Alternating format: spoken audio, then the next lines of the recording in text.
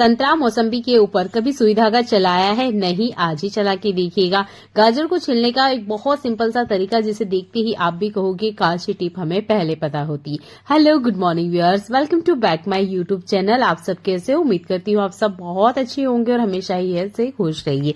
यह वीडियो आपके बहुत ज्यादा काम आएगा, आपकी बड़ी बड़ी समस्याओं को चुटकियों में हल कर देगा और आपके बिल्कुल भी पैसे खर्च नहीं होने वाले हैं। अभी के ठंड के सीजन में संतरा आपको बहुत अच्छी क्वालिटी के मिल जाएंगे, इन्हें खाना भी चाहिए। पर संतरा खाने के बाद हम एक गलती करते हैं जो हमें भारी नुकसान की तरफ ले जाता है। और जब चीजें फ्री में होना तो देखिए, पैसा खर्च करने की बजाय आप इन्हीं का ही इस्तेमाल करें। कैसे? तो यहाँ पर मैं एक संतरा ले रही हूँ जैसे मैं आपको दिखा रही हूँ और आपने लेना है सुई धागा।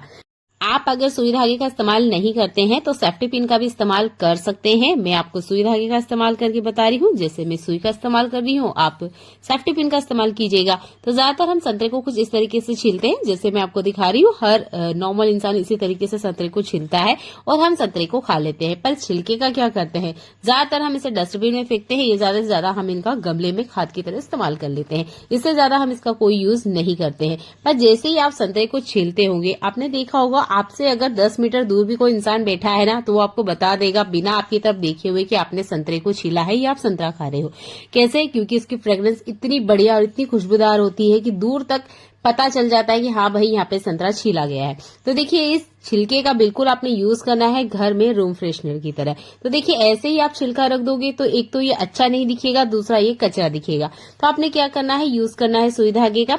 जैसे मैं आपको दिखा रही हूँ इस तरीके से आपने सुई धागा चलाना है और जितने भी ये छिलके हैं ना, धागे के अंदर आपने पिरो लेना है। अगर आप सेफ्टी पिन का यूज कर रहे हैं तो यहाँ पर 3-4 छिलके में एक सेफ्टी पिन आराम से आ जाएगी। आपने इस तरीके से ही सेफ्टी पिन का भी यूज करना है। मैंने यहाँ पे नोट लगा लिया है और देखिए छोटी छोटी सी ना माला बना के रेडी की है। इन माला को आप दरवाजे के पीछे या घर के ऐसे कॉर्नर में हाइड कर दीजिएगा जहां ये दिखे नहीं, और जब ये सूख जाए तब आप इसे डायरेक्ट डस्टबिन में थ्रो कर सके। तो मैं इसे घर के हर उस कोने में हैंग करूंगी जहां से मैं चाहती हूँ कि एक अच्छी सी फ्रेग्रेंस आए और जितने भी मक्खी मच्छर है वो घर के अंदर एंट्री ना करे। तो आप इस तरीके से रूम फ्रेशनर की तरह आप संतरे के छिलके का इस्तेमाल कर सकते हैं। आटे से रोटी बनाना बिगिनर के लिए बहुत बड़ा टास्क होता है जिससे वो काफी बार बचते हैं। आज मैं एक बहुत सिंपल सा तरीका बता रही हूँ जिससे आपकी रोटियां बहुत आसानी से बनेगी। पहले तो आपने आटा लगा लेना है जैसे मैं आपको दिखा रही हूँ, ये देखिए। और जितना भी आपने आटा लगाया है ना, जितना आप अपने हाथ में पकड़ सकते हो, जैसे कि मैंने भी आपको दिखाया उतना बड़ा, या इस तरीके से अगर आपके पास छोटा है तो आप छोटा ले सकते हो। तो मैं आपको एक तरीका बता रही हूँ, ये देखिए। ये तो हम नॉर्मल महिलाएं करती है क्योंकि हमें आदत है आटा लगाने की, रोटी बनाने की। तो हमारे लिए ये पेड़े बनाना कोई बहुत बड़ा टास्क नहीं है क्योंकि हम डेली ये काम करते हैं। पर ये काम उन लोगों के लिए बहुत बड़ा हो सकता है जो कि यह काम कभी नहीं करते हैं या अभी रोटी बनाना चाहते हैं। तो आपने बड़ी एक रोटी बना लेनी है जैसे मैंने आपको दिखाया। एक अच्छी धार वाले ग्लास लेना है, कुछ इस तरीके से प्रेस करना है जैसे मैं आपको दिखा रही हूँ। और ये देखिए, पेड़ा बनके रेडी हो चुका है। बस आपने एक मोटी सी बड़ी रोटी बनानी है जैसे मैंने आपको स्टार्टिंग में दिखाया था। आप चाहे तो सूखा परथन ले सकते हैं जैसे कि मैंने भी लिया है, ताकि ये थाल में चिपके नहीं। और ये देखिए, आराम से पेड़े बन गए हैं। अब ये जो बचा हुआ आटा है ये आपने फिर से उठाना है और अगेन आपने वैसे ही एक मोटी रोटी बनाना है जैसे स्टार्टिंग में मैंने आपको दिखाया। एक धार वाला ग्लास लीजिए और फिर से आप पेड़े कुछ इस तरीके से बना लीजिए। आप चाहे तो इसे फ्लेट कर सकते हैं कुछ इस तरीके से जैसे हम महिलाएं करती हैं, नहीं तो आप डायरेक्ट इस पेड़े को इस तरीके से रख लीजिए चकला वगैरह पे और बेलना स्टार्ट कीजिए। देखिए, रोटी बनाने का है ना ये बहुत सिंपल सा तरीका। तो इस तरीके से आप एक ग्लास से भी बहुत आसानी से रोटी बनाना सीख सकते हैं। बहुत सिंपल सिंपल से टिप है, इन्हें फॉलो जरूर कीजिएगा। और जिन्हें रोटी बनाना नहीं आ रही है या अभी पेड़ा बनाना नहीं आता है वो भी बहुत आसानी से बना लेंगे। चलिए देख लेते हैं और कमाल का यूजफुल टिप। मौसम कोई सा भी हो, हम कॉकरोच से बहुत ज्यादा परेशान होते हैं। तो देखिए, कॉकरोच भगाने का एक बहुत सिंपल सा तरीका मैं आपको बता रही हूँ। तो नेफ्थलिन की गोली हर घर में यूज होती है। ज्यादातर हम इसे वॉशरूम में भी रखते हैं, किचन में भी रखते हैं, कपड़ों में भी रखते हैं। उसके बाद भी आपने देखा होगा हमारे घर में खटमल भी होता है और कॉकरोच भी होता है। तो अब ऐसा क्या करें कि ये भाग जाए? तो आपने एक पॉलिथीन लेना है, इसका क्रश या इसका जो पाउडर है वो हमें बना लेना है जैसे मैं आपको दिखा रही हूँ। पॉलिथीन पे बनाइएगा, पॉलिथीन को कोई नुकसान नहीं होता है। इस तरह की कोई बेस्ट पॉलिथीन आप ले लीजिएगा, अच्छे से इसका पाउडर बना लीजिएगा जैसे मैं आपको दिखा रही हूँ। एक ऐसा फूड कंटेनर खाली लीजिए जिसका अभी आप यूज ना कर रहे हो, या ऐसा कोई बाउल भी आप ले सकते हैं जैसे कि मेरे पास एक किसान जेम का है। इसके अंदर आप ये पाउडर को ट्रांसफर कीजिएगा जैसे मैं आपको दिखा रही हूँ।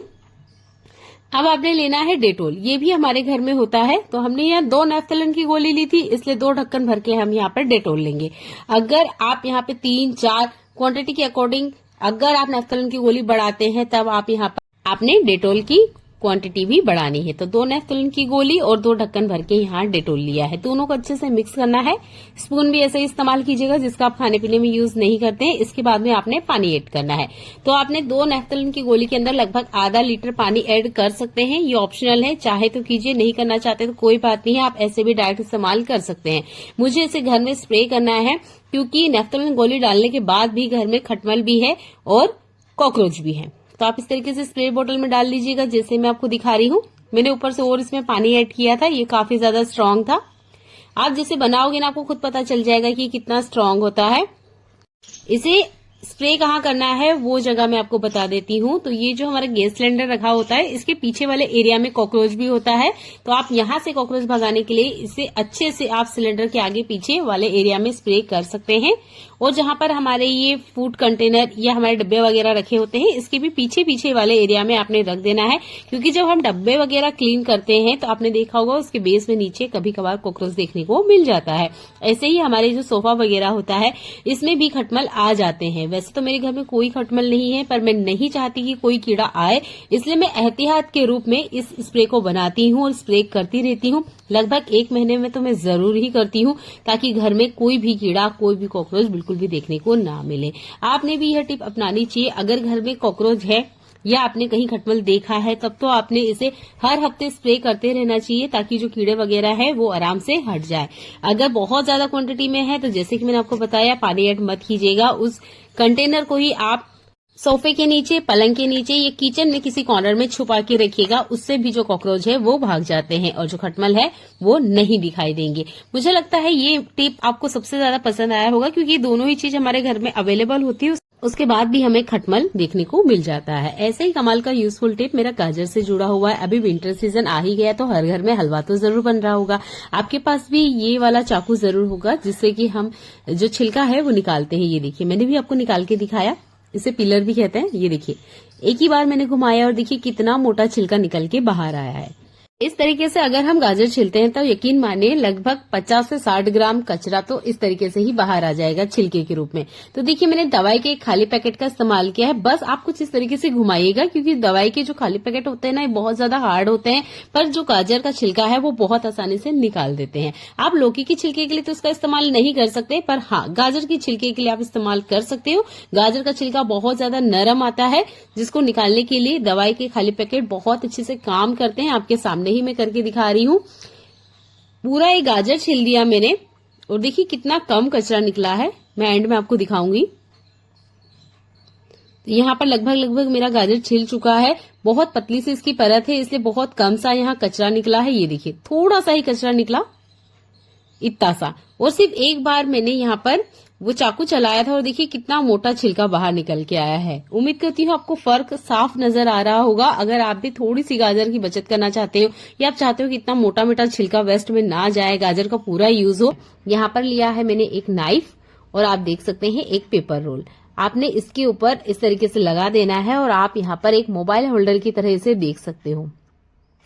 इस तरह के पेपर रोल का आप ऐसे भी इस्तेमाल कर सकते हो। आप अगर नाइफ का इस्तेमाल नहीं करना चाहते हैं यहाँ, तो आप पेन वगैरह का भी इस्तेमाल कर सकते हो। मैं हिला के दिखा रही हूँ, बिल्कुल भी ये नहीं हिलता है।